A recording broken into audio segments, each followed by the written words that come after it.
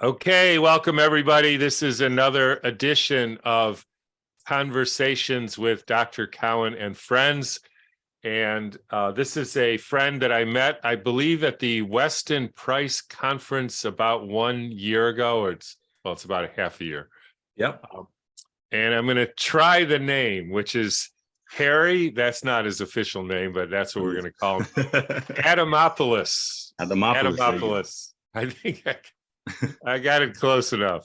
No, you got it perfect. Trust me. Perfect. All right. And,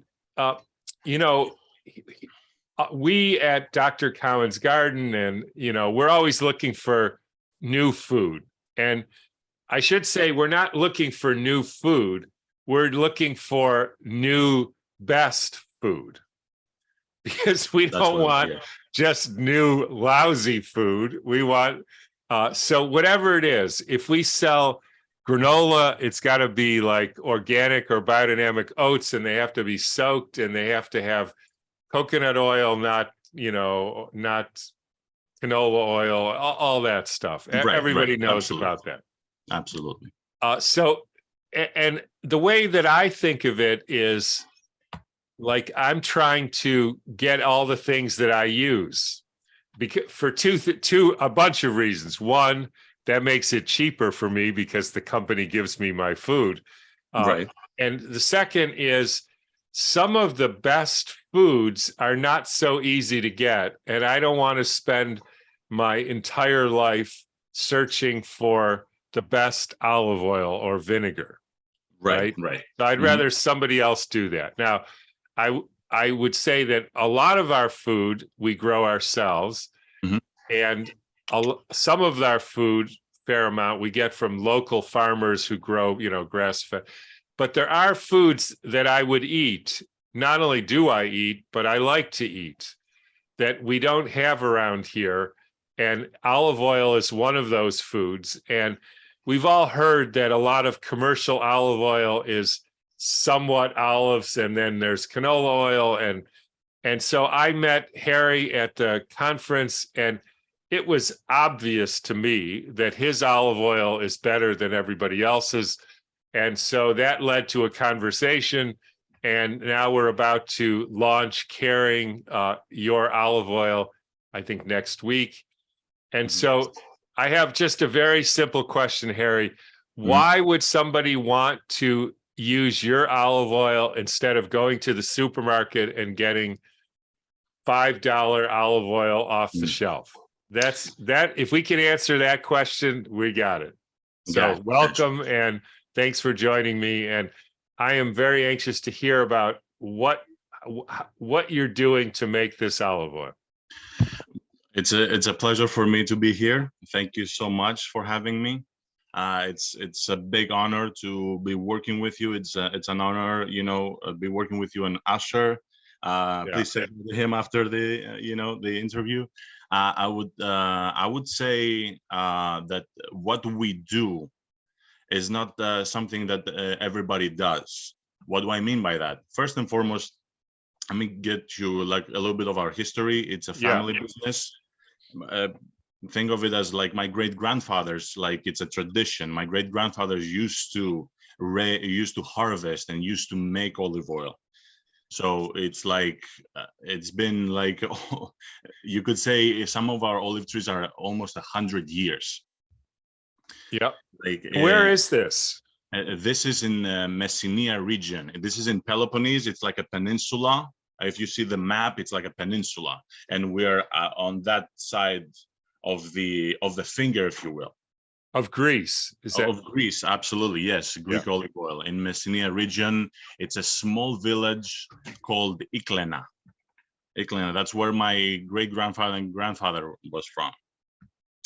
And it's very close to a city called Koroni. Now, they would do it over and over, and they would pass that tradition from the oldest generation to the youngest one. So people would always say, oh, this tastes so good, the olive oil tastes so good, it's like diamond. Now this is where we got our name Adamadas. because Uh-huh. in Greek it means diamond. Actually, the actual ancient word is called Adamas, which means diamond, and we got a step further and made it Adamadas. Got So it. apart from that, So did your great-grandfather plant the trees, yes, or yes, you he could say that. inherited them? Yes, yes. Obviously, it's. I don't want to like. It's there's a Greek saying, I don't want to bless my beard and my belongings, but it's a place where nature has been blessed enough to have these trees from a long time ago, and Yeah, eventually it got passed on to my grandfather, got it. great grandfather, I should say. I'm sorry. Now to the point.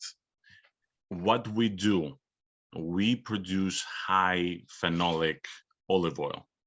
What we call it as high polyphenolic olive oil. Why we call that? Because when you see our certificate of analysis and you see all the polyphenols, all the categories, all the types of polyphenols, not only oleocanthal and oleucine, I hope I didn't butcher that last one, and you see other ones like tyrosol and hydroxytyrosol, you could see the balance in every single one of them. You can see a complete a complete um, a complete olive oil. So how do we do it, and why you you should have it? Why you should have it on your table? Well, number one, it's the location. The location, it's at the height, at the big height.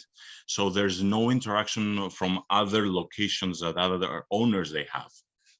What does that mean? Whatever happens to other olive groves and other places around us, there's no chemical interaction. So for example, if somebody says, oh, I'm gonna use this type of chemical because it's cheaper and it gives me more olive oil or whatever, it doesn't interact with our organic practices. Our practices are organic, so there's no, we don't use any chemicals that are penetrative to the ground. This is of extreme importance. Why? Because when you use chemicals that penetrate the soil, it destroys the nutrients. If they destroy the nutrients on the soil, it destroys the trees, the roots that absorb the nutrients, it destroys the tree. It starts, in a sense, you could say it rots the tree from within. It robs it of nutrients. And then you get a type of olive oil where you can find it. Obviously, I'm not going to say names. You could find it in your probably local store brand. And not only this olive oil is robbed of polyphenols, probably 50 mg per 2.2 pounds, maybe 100 mg per 2.2 pounds, which is completely minimal. But also you can see that you can find out, if you do the research, you can find out that those are mixed olive oils, mixed varieties. You can find it from Greece, you can find it from Italy, from Spain, from Tunisia. Now, a small parenthesis, because when I say that, and I keep saying it on expos and festivals, when I say that, I don't try to bash out other countries' olive oil. I know many producers that produce exceptional olive oil from Italy, from Spain, from Tunisia. But when you mix the olive oils together, you mess up the aroma, you mess up the taste, you mess up the acidity levels. Yeah. You mess up the whole thing just to produce an olive oil that, if you left it as one, how you call it, as one category in itself, as a one variety, it would give you the maximum taste and maximum aroma, maximum polyphenols. Let's go back, because I think my listeners would be interested in the history. So your Yes. grandfather acquired this, great-grandfather acquired Yes. this land. Yes. And it had some olive trees on it already. Yes. And then he planted some new ones. Yes. Yes. And that same land has been in your family ever since. Yes. Yes. Everything from generation to generation. Oh, And yes. and he started making olive oil, your great grandfather. Yes. And obviously, I think it goes without saying, he used organic practices too. I mean, obviously, Obviously, yeah, over the decades, because they would do it so often, they would use better and better practices. yeah, Obviously in the beginning, you don't know what to do and what to use. yeah, But over time, from generation to generation, we improved our practices. We stopped using bad machinery. It yeah, has to be no plastic agents, none of that. And each harvest every year would become better and better. yeah. Okay, so over the years, and you're making the olive oil just from the olives from your land on your trees. Yes, yes, and that would be locally, because back then we didn't know what polyphenols are. You would hear antioxidants, but Yeah, back then, even 25 years ago, we didn't exactly know what polyphenols are. right. Now the people start understanding and doing the research of what polyphenols can do to the human body. Right. So, but let's put aside the chemistry for a minute, because I just want the story. So the story, then your grandfather starts making olive oil from the olives from the trees, and he starts saying, "Oh, I shouldn't drive this heavy tractor over it. I'll do it some other way, or whatever, and not use plastic." And then the olives get better and better as you go along, and they're essentially in the beginning, I'm let me guess here, they're judging it by taste, right? Which is, I think, the best way, actually. So they're saying, if I do this, I get more olives, trees are healthier, taste of the olive oil is better, we're good. Right. And depending on the quantity is something that we have to discuss, because in order to get the most potency, there are ways and practices and timing in order to get the maximum amount of polyphenols and antioxidants, but you have to sacrifice the quantity. Yeah. So how in, let's say 30 years ago, how did your family take the olives and make oil? Like, what do they do? Okay, back then they did it the traditional way as we do it right now, but we have more knowledge now. They would do it handpicked. They had workers that they would pick it with their hands, and they would put it in wooden containers. Yeah. Not plastic ones, as well. In the very beginning, they would use like some kind of plastic, but then we realized, no, this is the wrong way to do it. We need the wooden ones, and then we would start carrying it to the olive mill, and we would start the production there. And most of the days it would be on the same day. So they put it in these big crates, wooden crates, and then there's something that squeezes it like a press. Yes, it's like a press. Today we call it a cold press. We call it a cold press. Yeah, it's been around for quite some time. So yeah, right. And that's one of the difference between. I've been telling people for years, the reason I don't typically like seed oils is they're hard to extract, right? Mm-hmm. Whereas olives, you just basically need a donkey and a stone. I mean, I'm sure you do it a little more, and you just squish them, basically.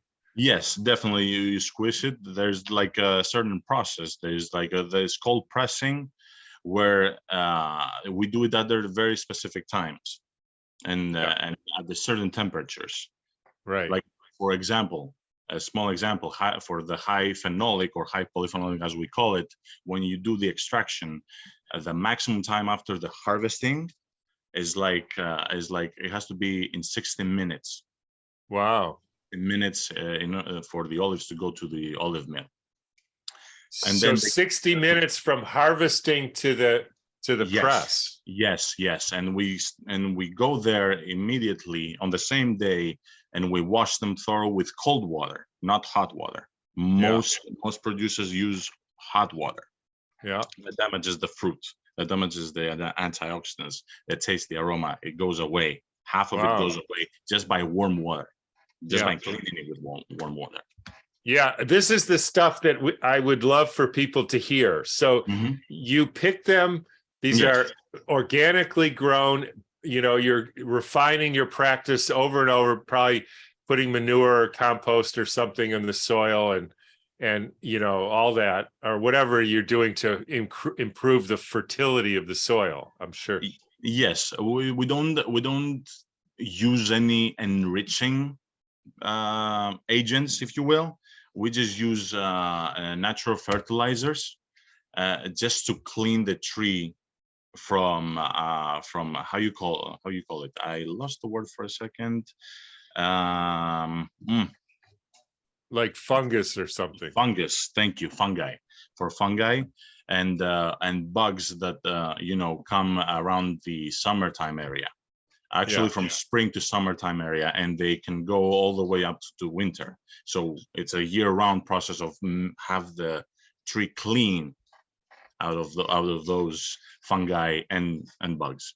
Got it. So you're growing the olives, then you pick them right away with especially this high polyphenol one. Then you wash them in cold water, not hot water, because hot water ruins it. Exactly. And okay, and then what happens after that? Now let's go to the cold pressing. When you go to do cold pressing, there's very low temperatures also. You think of it around 78 Fahrenheit, because I always think in Celsius degrees. 78, 79 Fahrenheit, 77 Fahrenheit. That's around 27 degrees. 27 degrees, 26 degrees Celsius. And at very specific times, it's under 25 minutes, 26, 25 minutes. That's the malaxation process when it's happening. It has to be quick, it has to be efficient, because the more time you use, the higher the temperature the machine you know goes, and then you know what I'm saying. They damage the olive oil process. The malaxation is destroyed. The quality is destroyed. Yeah. So this is essentially like the temperature in your kitchen. What's that? It's like the temperature in your kitchen at home. So it's like preparing food at home in a sense. Absolutely. And how do you take care of your food? You make sure it stays, and it's how you call it. It stays in your storage at those temperatures in order to cook it the right way. You don't leave your meat out, you know, and then it it spoils, or you don't leave your meat in a moistured area, and then it has fungi on it, and then it's rotten, right? Now, what's the only, let's just say, drawback is, as I said before, the quantity. We lose a lot of quantity, but we gain maximum quality. Maximum quality. Right. So this isn't the most efficient in getting the most oil out of a certain quantity of olives. It's the most productive in getting the best quality, not the most quantity. Exactly. Right. Okay, so then you do this cold pressing, and then you got the oil. Is that right? Yes, we get the oil, and then in order for it to come out, we have a little bit of olive oil from our previous harvest, a few days before. So most producers, what would they do in order to have more olive oil? They would mix hot water with olive oil in order to get more production, more product. We don't do that because, again, temperature can damage the olive oil. So we use olive oil with olive oil. And then it goes through some filtration in order to get, certain like small parts of the olive fruit, so we can get the pure olive oil. And then you have some sort of vat of pure olive oil that's filtered. Absolutely, absolutely. It's filtered and then we store it. And we store it immediately. We do it in stainless steel tanks. So there's no chemicals and metals involved in there. Yeah. And we do it again in dark rooms and also very small temperatures. There it should be around 17 Celsius degrees. I would say around 70 degrees Fahrenheit and even less. Yeah. Okay. So then you got the store, and then you at some point bottle that up. Yes, we also bottle it in dark glass bottles, Right. non-transparent bottles. And Again, not stored. plastic bottles. No, no, no, no, no, no, no, no plastic, no plastic. I don't understand why it's still an issue for the big olive oil producers when they use plastic. Plastic agents can go into the olive leach it. oil. Yeah. Especially with a small increase in temperature, you can Yeah. get plastic agents in there, and then the olive oil is ruined. So dark glass bottles sealed, and Yes. that's the oil. So we're talking about, and is it true that all of the olives are from your land? All of them. All of them.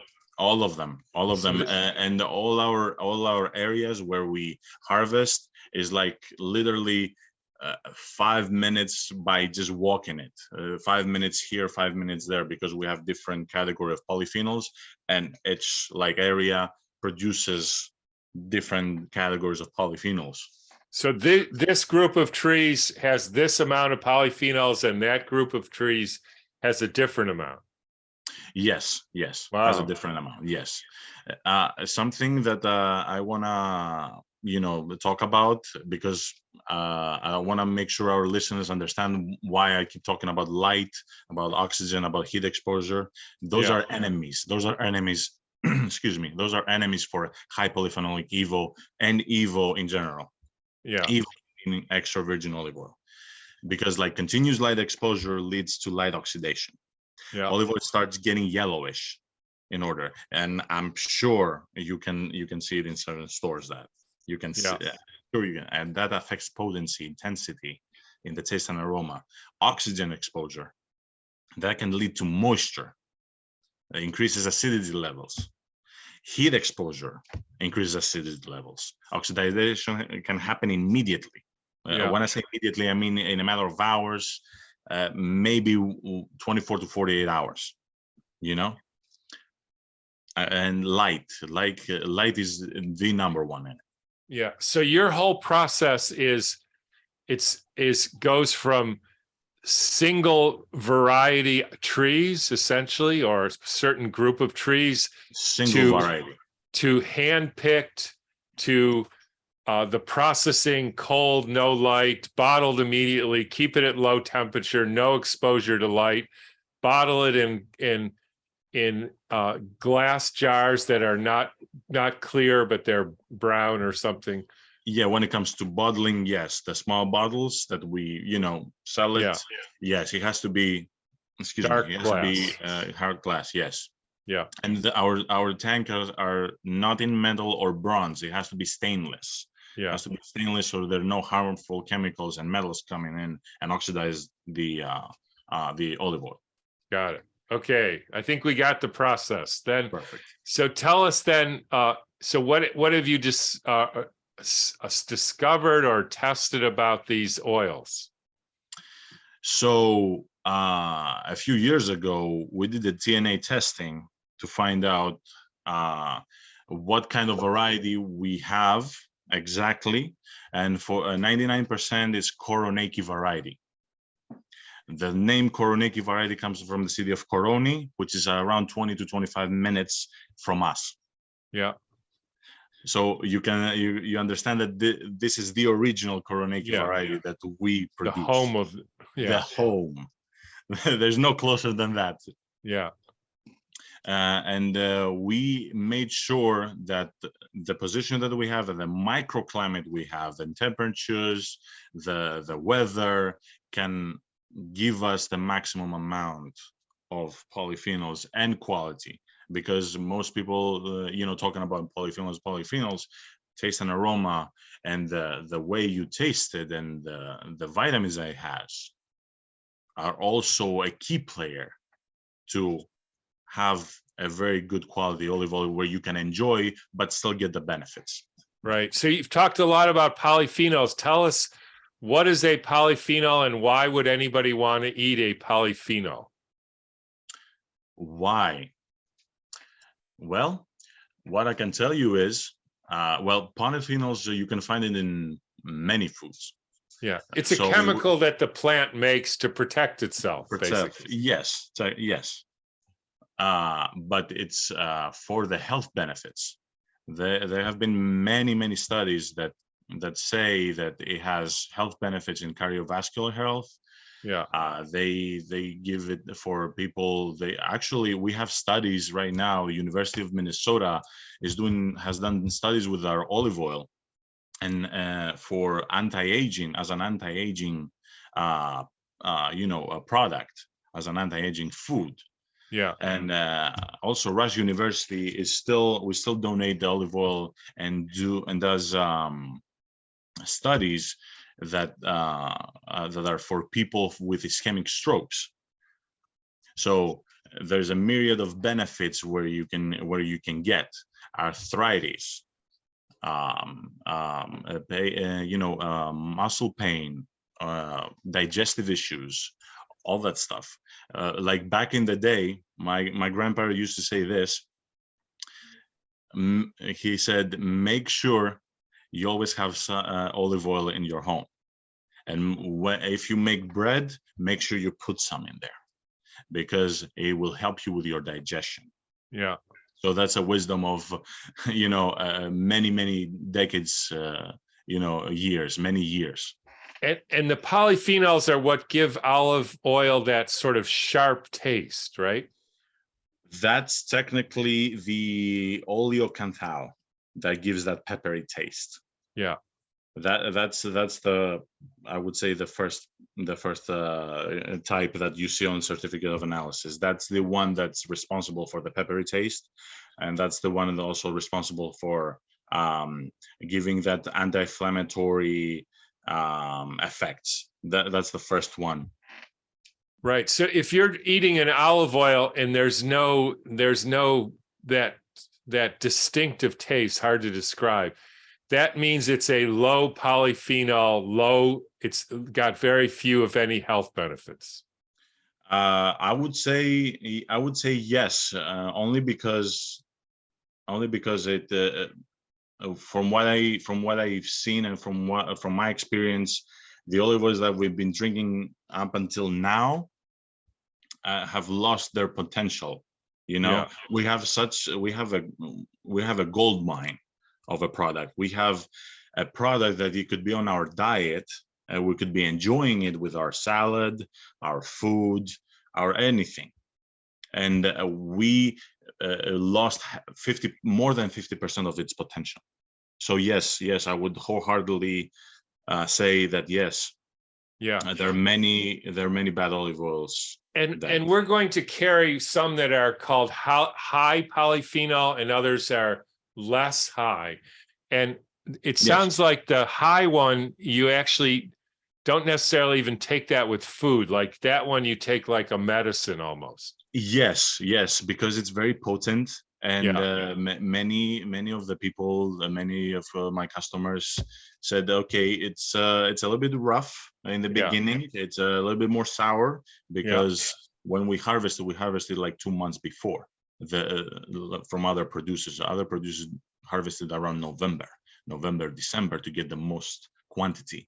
So it's a little bit sour. So this is why I tell them, use a tablespoon or 2 tablespoons, depending on how you like it. In case you don't want to taste it as it is, or as a tablespoon, put it on your smoothie, drizzle it on your salad. You still get the full benefits. I don't really recommend it. I recommend cooking with it. We have other oils for that. Yeah. Other olive oils, mind you. Yeah. Got it. So the high polyphenol, you don't cook it because you might lose some of that. Yes, it loses at least 50% of polyphenols the acidity is like extremely low. Yeah. Extremely low. It's like 0.2, 0.3. And when you cook with it, it goes to 0.6, 0.7. It's still extra virgin olive oil. But I believe we have other olive oils for that. Yeah. We do have other olive oils for that. I can assure you of that. Yeah. This is very potent. I think in its raw form is what it gives the most health benefits, I would say. So that's like the medicinal one, and the other ones are more for using as salad dressing and making smoothies and drizzling on vegetables and cooking with it. Yes. We have like 3-4 categories of that. So it's for it's in order to cover everybody, because we want to give it to the people who want it as a dietary supplement, want it as for people who want to cook with it or drizzle on the salad. We have all, we want to cover everybody. Got it. And so the gourmet line, is that olive oil with other spices or other flavorings in it? Yes, it's we have a bunch of olive oils. We have olive oils with chili, with wasabi, with basil. Oh, wow. Obviously, the usual ones that are in the market already: lemon and mandarin orange and orange. We have balsamics with blueberry, with pomegranate. Yep, with honey. Mm-hmm. So you're going to carry a whole line, and these are also things grown on your property or things you source? Yes. So it's co-produced. It's co-produced. Yes, absolutely. Got it. Okay. It sounds great to me. I tell you, everybody really should try it, because it was so obvious the first taste that this is not like any olive oil that I've ever eaten or tasted. We appreciate that. And you can, chemistry aside, you can experience it within seconds, really. And it's tasted like real food from some real place. Absolutely. It's a product of nature. It's a product of nature. We got from what nature can give. If you take care of the soil, if you take care of your land, it will give you tenfold. And that's what we try to do every year. We always try to do our practice even better. Yeah. And you take care of the process. A lot of people with food, well, it's just wheat or something, but then starts the process. You have to make it into bread or whatever it is. So olives, and you have to care for how you make it into the oil. And that's what you guys are really pioneering here. Absolutely. Also from the way you ship it too. It has to be a certain temperature. Absolutely, because you could have the best product in the world if you don't take care of it on the way to the customer. Yeah. You probably would lose 40% of its value already. Yeah. I'm talking about nutritional value. Yeah. So what's the point? We have to make sure every step is as it has to be, as nature intended it to be. Got it.